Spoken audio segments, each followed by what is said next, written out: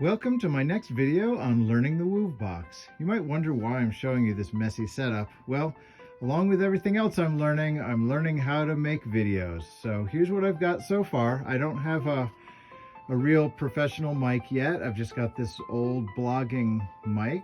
And what's going to happen there is that is plugging into my phone. But you can see I've got a lot of the other pieces in place. I've got the mixing board. And eventually what's going to happen is the sound is going to come from the Woovebox into the mixing board, into the phone. But for now, it goes to the mixing board, it goes over to that amp, into the air, picked up by the mic along with my voice. So it's going to be a little imperfect, a little muffled, not as crisp and beautiful as what it really sounds like. But that's what I've got. So put the phone where it goes, zoom in to the right depth, and welcome to the actual video. Let me plug in that microphone.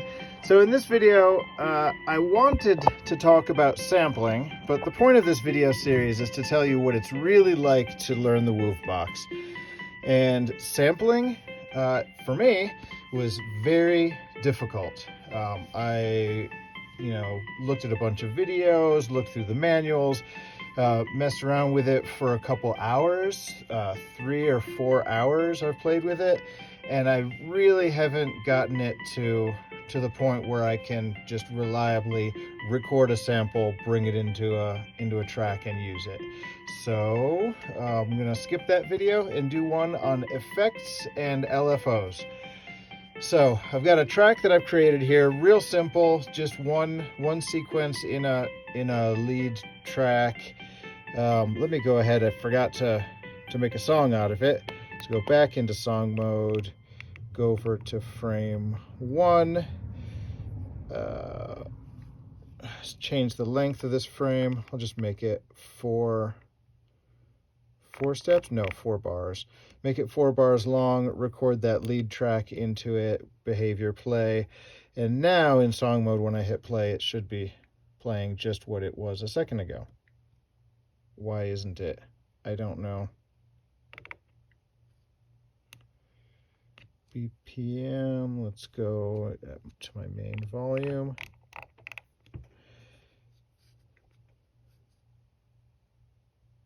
Wasn't that the lead track? I thought it was.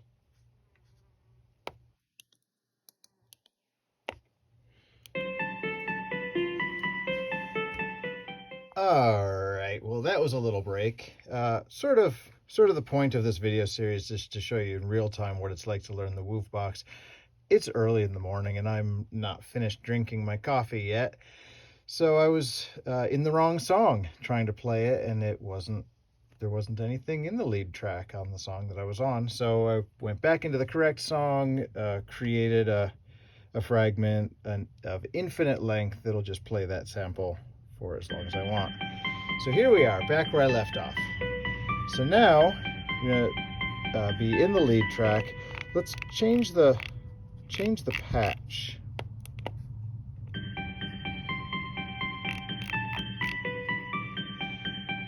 So that's the default patch.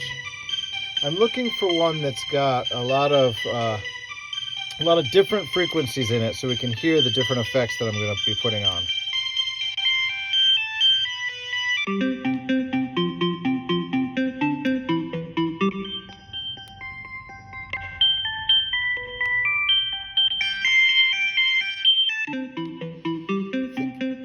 think 8 might be it. Yeah. So go back out to song mode, and now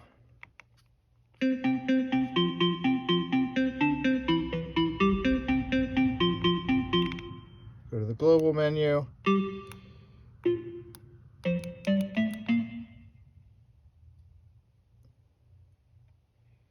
Looking for reverb. I swear it was right there. Where is it?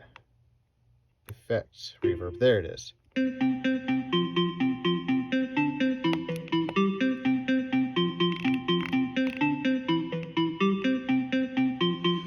All right, so it's not in the song global menu. It's in the track global menu.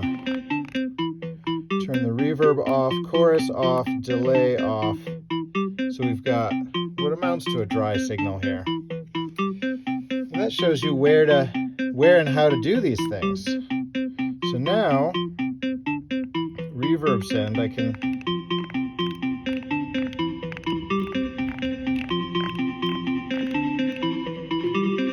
turn that up and you can really hear what the reverb's doing.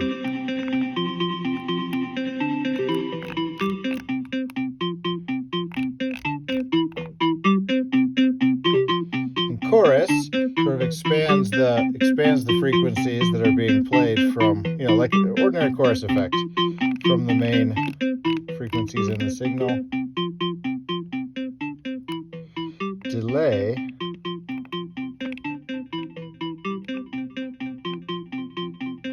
You can hear it giving us a little more time depth. It sounds a little bit like an echo.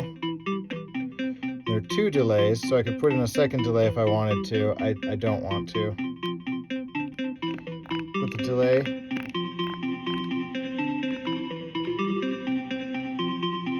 And really beef it up with the delay and the reverb.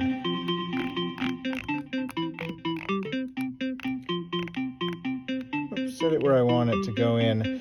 The really interesting stuff is when you get to the LFOs. So to reach the LFOs are handled really interestingly inside the Woovebox.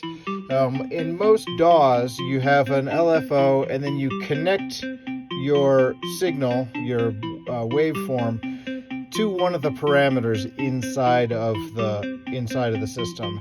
In this one, there are a set number of LFOs and they're built into the part of the system where you would use them. So for an effects LFO, go into the effects menu, in the filter menu.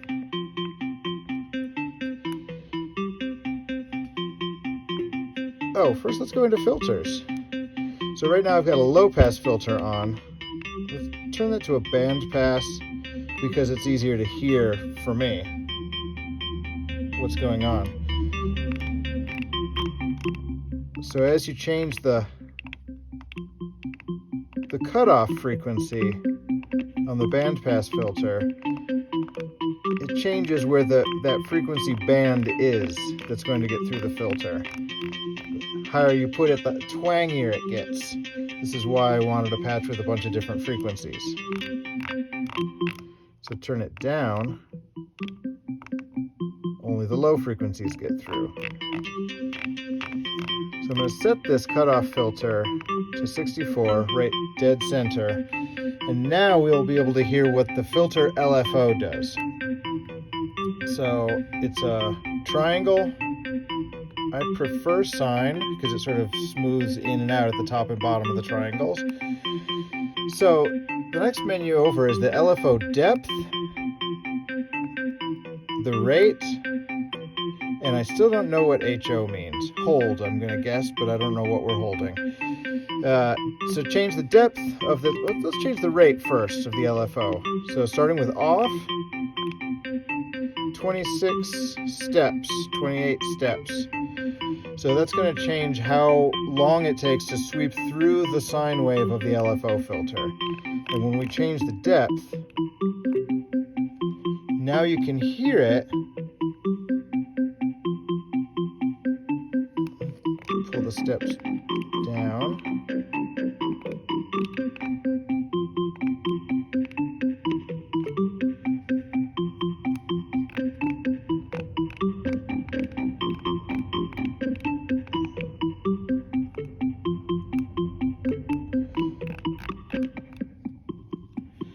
So you can hear it going all the way down.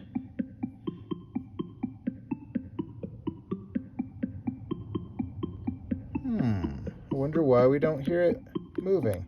Let's change it to the triangle wave.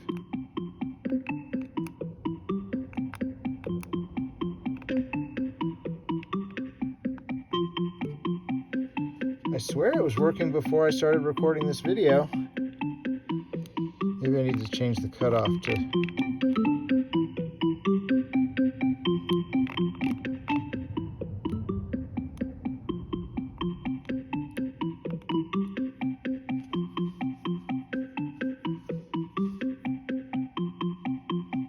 Well, maybe maybe I haven't learned as much as I thought I had.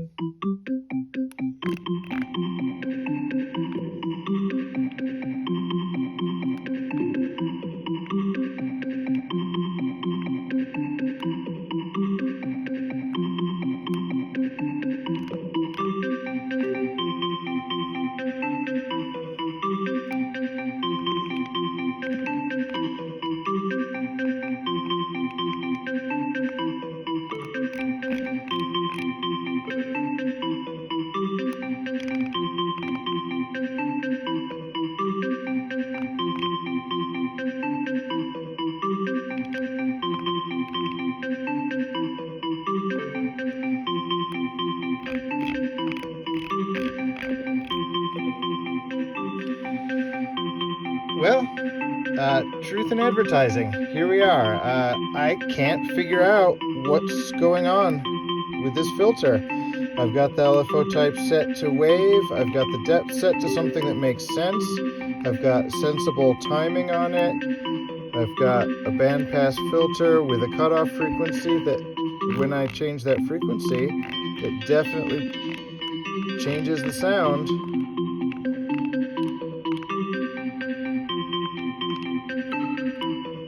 But when I change the depth of the LFO, change the timing of the LFO, things change, but they don't change over time like I want them to. I don't understand what's happening, so I'm going to go try reading the manual, find out if this LFO cutoff HO, that value, it changes things. I don't know what it does. We'll find out if that's the answer. But in the meantime, here's where it is on day 2. I can't get sampling to work, and I had filtering working, but apparently I can't demonstrate what I thought I knew. So there it is. It's fantastic device, easy to learn, but not instant. It's going to take some work if you get one of these and try to learn it. But I'll continue to try to upload about one video a day in between my work schedule. And let's see how many days it takes before I solve all these problems and I'm able to just produce the music that I want to produce. Thanks for tuning in.